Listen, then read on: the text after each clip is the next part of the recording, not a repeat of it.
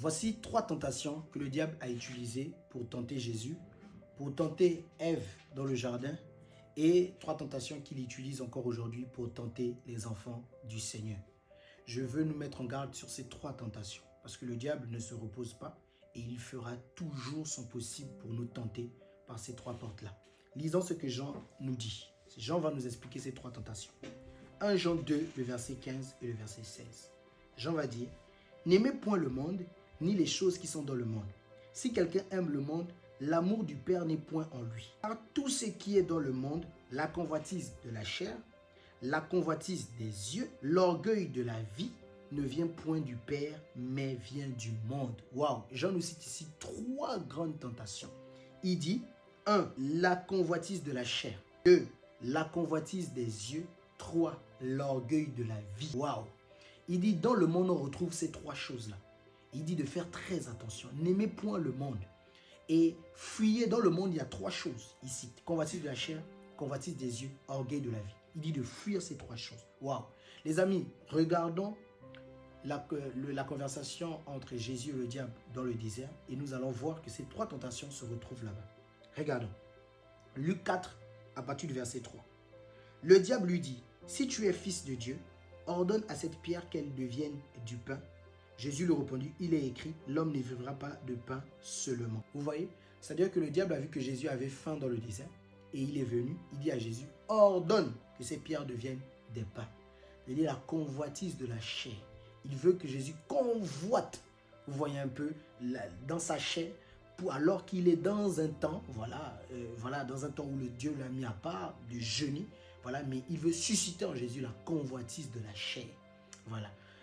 Deuxièmement, lisons encore, la Bible va dire, le diable l'ayant élevé, lui montra en un instant tous les royaumes de la terre et lui dit, je te donnerai toute cette puissance et la gloire de ces royaumes, car elle m'a été donnée et je la donne à qui je veux. Si donc tu te prosternes devant moi, elle sera tout à toi. Jésus lui répondit, il est écrit, tu adoreras le Seigneur ton Dieu et tu le serviras lui seul. Vous voyez, waouh. Le diable le conduisit encore à Jérusalem, le plaça sur le haut du temple et lui dit, waouh. C'est-à-dire, arrêtons-nous là. C'est-à-dire que Jésus, le diable va dire à Jésus, montrer à Jésus des royaumes de la terre. Et il va dire, si tu te prosternes devant moi, je te les donne. Il dit que Jésus, quand il regarde comme ça, il voit tous les royaumes. Il voit toute cette beauté. Il voit tout ce qui est grand. Il voit des choses élevées.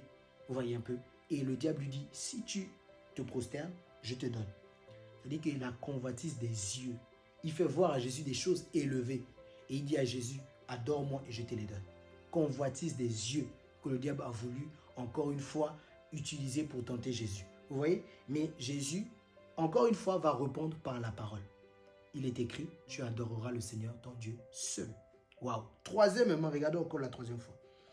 La Bible dit que le diable le conduisit encore à Jérusalem, le plaça sur le haut du temple et lui dit, si tu es fils de Dieu, jette-toi d'ici en bas, car il est écrit, il donnera des ordres à ses anges à ton sujet, afin qu'ils te gardent, et ils te porteront sur les mains, de peur que ton pied ne heurte contre une pierre. Jésus lui répondit, il est dit, tu ne tenteras point le Seigneur ton Dieu, après l'avoir tenté, tu ne tenteras point le Seigneur ton Dieu. Arrêtons là déjà. Donc, encore une fois, le diable là, qu'est-ce qu'il veut faire à Jésus? Il veut dire à Jésus que, mais jette-toi. Normalement, Dieu va envoyer les anges pour te secourir. Vous voyez un peu? Car normalement, si tu es fils de Dieu, Dieu va te secourir. Vous voyez? Donc, c'est-à-dire que là, c'est l'orgueil de la vie. Il veut que Jésus ait un orgueil par rapport à ce qu'il est. Vous voyez un peu? C'est-à-dire, ou par rapport à ce que Dieu est ou ce que Dieu peut faire. L'orgueil de la vie. Waouh! Et là, Jésus va lui dire, non, on ne tente pas Dieu. Si Dieu ne m'a pas demandé de le faire, je ne le fais pas. Ce n'est pas parce que je sais que Dieu peut le faire que je veux m'enorgueillir. Voyez, en disant, en voulant me jeter et Dieu va envoyer des anges pour me secourir. Non, avec Dieu, on ne joue pas comme ça. Vous voyez, l'orgueil de la vie. Il a voulu en fait que Jésus se prenne pour quelqu'un. Jésus se dise que, ah, mon Père, c'est Dieu. Moi, je suis fils de Dieu. Vous voyez encore une fois. Et là, Jésus va encore répondre par la parole. L'orgueil de la vie. Je vous dis la vérité. Si le diable a tenté Jésus comme ça, et que Jean nous a avertis sur ces tentations-là dans le monde, c'est que vraiment le diable va te tenter de cette manière. Il va t'amener des belles choses à voir dans ce monde. On voit partout sur les réseaux. C'est-à-dire que des gens qui vont, voilà, montrer tout ce qu'ils ont ou tout ce qu'ils font pour que tes yeux, en fait, convoitent. Tu vois un peu? Alors que toi, tu sais, en fait, que Dieu ne t'en vend pas là-bas ou Dieu ne veut pas ça pour toi. Tu vois, et tu vas convoiter dans ton cœur. Mais je veux aussi cette grosse voiture. Je veux aussi cette grande maison. Je veux aussi. Voilà, convoitise des yeux. Vous voyez? C'est pas, je ne dis pas que c'est mauvais hein, de vouloir une maison ou un truc du genre, c'est pas ce que je suis en train de dire. Je parle de la convoitise des gens, vouloir des choses très élevées, même quand Dieu ne nous amène pas là-bas ou ne veut pas pour l'instant que nous ayons ces choses, par exemple. Et pareil, le diable aussi nous tentait par la convoitise de la chair. Vous voyez un peu, voilà, c'est-à-dire que toujours vouloir, voilà, subvenir à tous les besoins charnels que notre chair nous demande. La chair, c'est là où il y a la loi du péché. C'est celle qui veut à chaque fois voilà, que nous allons à l'encontre des commandements de Dieu. La chair.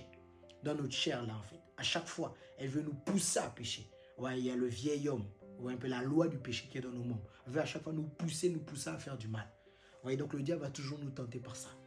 Voilà. Il va réveiller notre vieil homme. Il va tout faire pour réveiller notre vieil homme. Donc il faut faire très attention, les amis.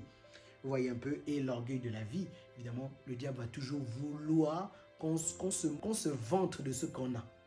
C'est-à-dire que dans cette vie, vu que les hommes ont dit que pour réussir cette vie, qu'est-ce qu'il faut? Il faut avoir une maison, il faut avoir un travail, il faut avoir une voiture, il faut avoir un mariage, il faut avoir un enfant. Voici comment les hommes définissent la réussite dans ce monde. Et donc nous aussi, toi aussi, le diable va venir te tenter comment? C'est-à-dire que quand Dieu va te donner une maison, tu vas commencer à t'enorgueillir. Tu vas croire que cette maison te donne, oui, j'ai réussi, je suis quelqu'un, j'ai réussi. Dieu ne veut pas ça, c'est l'orgueil de la vie. Tu vois un peu? Dieu ne veut pas ça. Et souvent, Dieu ne te donne même pas parce qu'il sait qu'en toi, il y a encore cet orgueil de la vie là. Voilà pourquoi il n'a pas du mal à te donner une maison. Mais il sait que s'il te donne ça, tu vas t'enorgueillir. Et donc, il te préserve. Donc, il faut déjà d'abord chasser cet orgueil de la vie là en toi. Voyez un peu. Et quand tu demandes les choses à Dieu, il faut que Dieu trouve son compte dedans. Tu veux te marier, pourquoi selon Dieu? C'est-à-dire que Dieu trouve son compte à l'intérieur, comment? Tu veux un enfant, pourquoi selon Dieu? C'est-à-dire que Dieu trouve son compte dedans, comment? Tu veux une maison, comment selon Dieu? Puisque tu ne vis plus pour toi-même si tu es chrétien et que tu vis pour Dieu. Donc tout ce que tu veux doit être par rapport à Dieu. Vu que tu ne vis plus pour toi-même, mais pas par rapport à toi-même, mais par rapport à Dieu. Vous voyez un peu? Et ces trois tentations, Ève justement les a vécues. Vous voyez, regardons. C'est ce que le diable a fait pour nous amener dans tout ce désordre, dans l'humanité, ces plongées-là. C'est les mêmes tentations qu'il a fait à Ève. Regardons un peu Genèse. On va prendre Genèse le verset 3, Genèse le chapitre 3, le verset 6. La Bible dit, la femme vit que l'arbre était bon à manger. Ok, elle a vu que l'arbre était bon à manger. Convoitise de la chair. Elle a vu que c'était bon pour sa chair. C'était bon pour sa chair. Convoitise de la chair. Deuxième fois, et agréable à la vue. Ok, quand elle a vu aussi, elle a vu que c'était agréable à la vue. Convoitise des yeux. Ce n'est pas tout ce qui est agréable à la vue qui est bon pour toi. Beaucoup de choses que tu vois agréables à ta vue sont là pour ta perdition. Je t'ai dit la vérité. Sont là pour te perdre. La preuve, Ève est là. C'est ce qu'elle a vu bon là, agréable à la vue, l'a amené à la perdition. Vous voyez?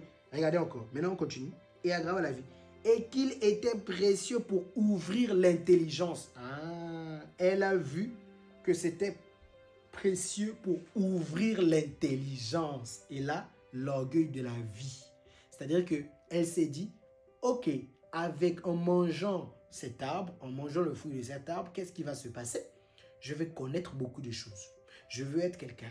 Je serai au niveau de Dieu. Je connaîtrai beaucoup de choses ou tout aussi comme Dieu. Ok. C'est-à-dire qu'elle veut être quelque chose que Dieu ne lui a pas déjà donné d'être aujourd'hui. L'orgueil de la vie. L'orgueil. L'orgueil de vouloir ce que Dieu ne nous a pas donné. La convoitise. Vous voyez un peu. Et ces trois tentations-là, les amis, je vous assure, le diable ne va pas nous lâcher. Vous voyez, quand on lit Luc 4, justement, la Bible va dire que vers la fin, donc le verset 13, la Bible va dire, après l'avoir tenté de toutes ces manières, le diable s'éloigna de lui jusqu'à un moment favorable. Vous voyez, c'est-à-dire que le diable, quand il a fini de tenter Jésus de toutes ces manières, il s'est éloigné pour un temps. C'est-à-dire qu'il a vu que Jésus l'a vaincu avec toutes ses paroles, que Jésus n'a pas succombé en fait à ses tentations. Mais la Bible, comme Paul nous dit, que faites attention, le diable rôde. C'est-à-dire qu'il attend juste le moment favorable. Quand il va voir que tu commences à reprendre dans tes mauvaises fréquentations, donc il voit que, ok, là il y a une ouverture. Comme il reprend ses mauvaises fréquentations, là il y a une ouverture. Boum, il vient, il te tente.